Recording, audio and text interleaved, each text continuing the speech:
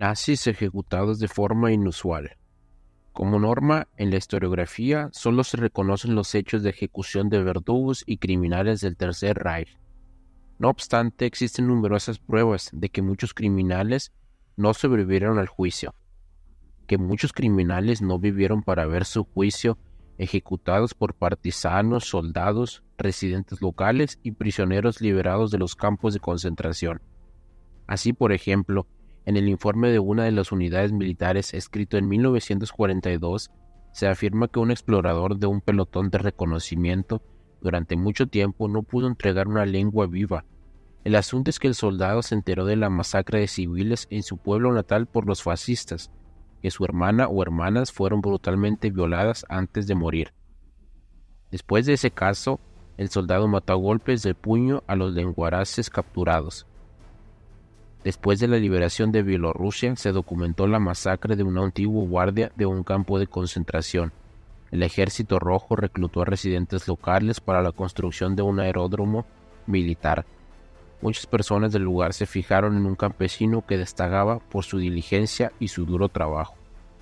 Tras observarlo detenidamente, los lugareños lo reconocieron como un guardia del campo de concentración de Koldicheva, donde fueron exterminados 22.000 ciudadanos soviéticos. El verdugo fue acorralado por los campesinos e informado a un teniente cercano. El teniente ordenó a sus soldados que ataran al guardia a la cola de un caballo que se lo llevaron al galope. El cadáver del verdugo fue esparcido por el territorio del aeródromo en construcción. Los blasovitos capturados que intentaban escapar de la ejecución tras su extradición por los aliados eran simplemente aplastados por los tanques. Este hecho fue documentado. Hubo también un caso inusual de fusilamiento de prisioneros. Un pelotón de tanques al amparo de la oscuridad capturó un pueblo. La guarnición se rindió prácticamente sin luchar. Se decidió meter a los prisioneros en un granero hasta que se decidiera su destino. Sin embargo, cuando los soldados abrieron la puerta del granero, vieron dos barrotes, en uno de los cuales estaban colgados niños, y enfrente mascotas como gatos y perros. Los niños estaban colgados por rango, el más alto, luego cada vez más pequeños en altura. Los animales de enfrente estaban colgados en el mismo orden, mientras los agentes se quedaban asombrados por lo que veían. Un mecánico conductor puso en marcha el tanque y se estrelló contra la multitud de nazis capturados, aplastando a varias personas con sus orugas. Tras enterrarlos junto con los animales en una fosa común, los prisioneros fueron obligados a llevar los cuerpos aplastados al cobertizo. Los tanques condujeron ahí a todos los hitlerianos supervivientes. Después el cobertizo era tiroteado desde los cañones de los tanques. Los partisanos tampoco solían celebrar ceremonias con los alemanes. Teniendo en cuenta que en el bosque no había necesidad de comedores adicionales, la mayoría de las veces los hitlerianos capturados eran simplemente fusilados. Sin embargo, hubo casos de ejecuciones bastante exóticas. Por ejemplo, en invierno a un alemán capturado se le desnudaba, se le cortaba el complemento de la virilidad, se le metía en la boca y luego la escultura congelada se colocaba en un lugar destacado de la carretera, colgando de su cuello un cartel diciendo «vientre huevo». Por lo general, la decisión de los partisanos sobre el destino de los prisioneros solía tomarse en función del grado de atrocidades que habían cometido los nazis. Hubo casos en que los partisanos, en represalia por el pueblo quemado, también quemaron vivos en el bosque a castigadores fascistas y a policías. Con bastante frecuencia los verdugos y sus cómplices eran simplemente ahogados en pantanos. Esta era la forma más eficaz de ejecución que no requería munición y que siempre escaseaba. Los guerrilleros también obligaban a los alemanes a correr por un campo de minas hasta que todos morían.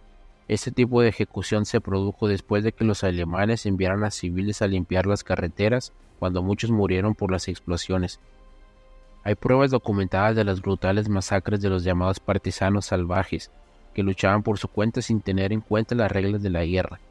Los partisanos salvajes, formados por residentes locales, solían tomar represalias muy brutales contra los castigadores, pues consideraban que una simple ejecución era un castigo demasiado suave.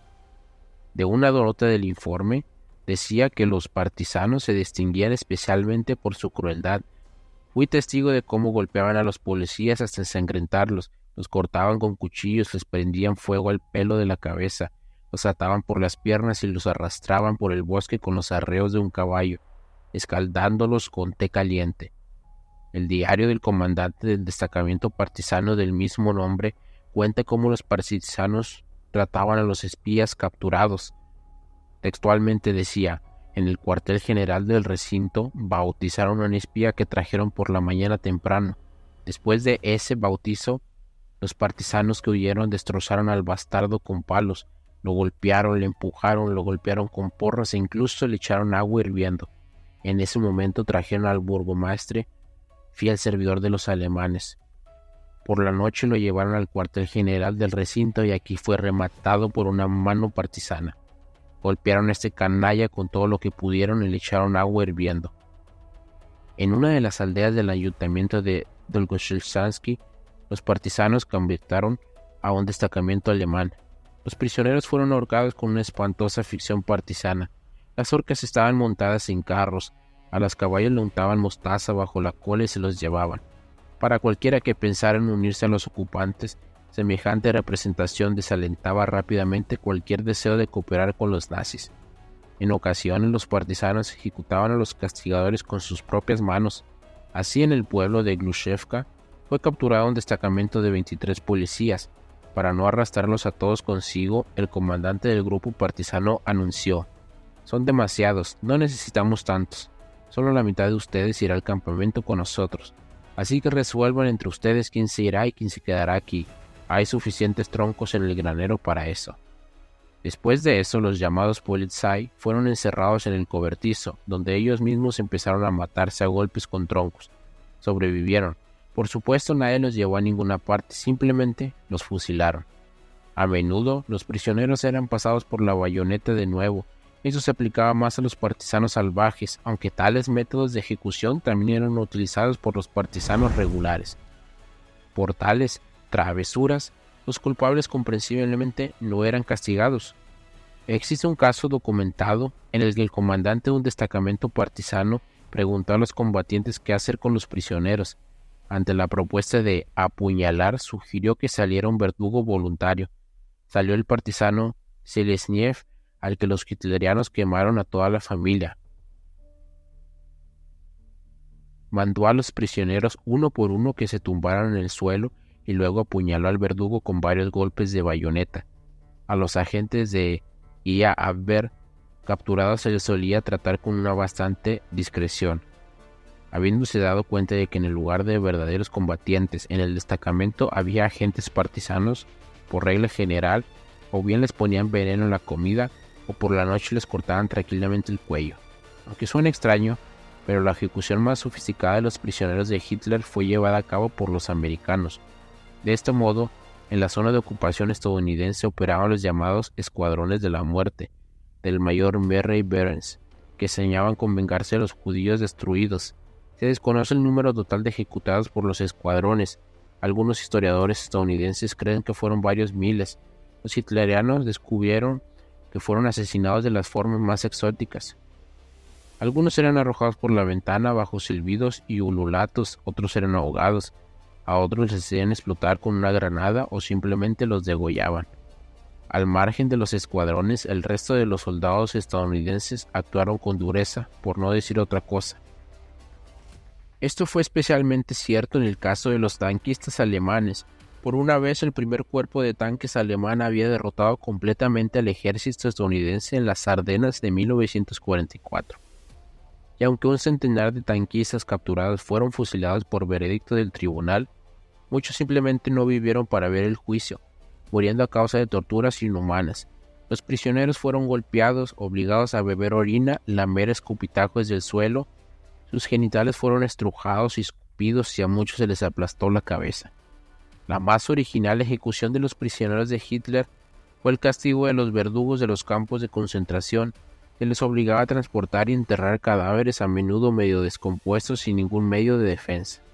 Muchos de ellos contrajeron infecciones o simplemente murieron envenenados por los cadáveres. Finalmente, los prisioneros de los campos de concentración liberados o puestos en libertad eran a menudo brutalmente asesinados por sus verdugos sin juicio previo. Al no tener armas, personas agotadas por las constantes torturas y humillaciones golpeaban a sus torturadores con palas y palos, los ahogaban en pozos, los estrangulaban con cuerdas, les rompían la garganta con los pies, les aplastaban la cabeza con piedras, a algunos los clavaban vivos a postes y los apedreaban hasta la muerte.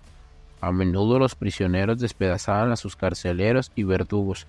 Hubo casos en el que los guardianes le metieron en golpes en máquinas de tortura para golpearlos otra vez y ellos mismos murieron a golpes.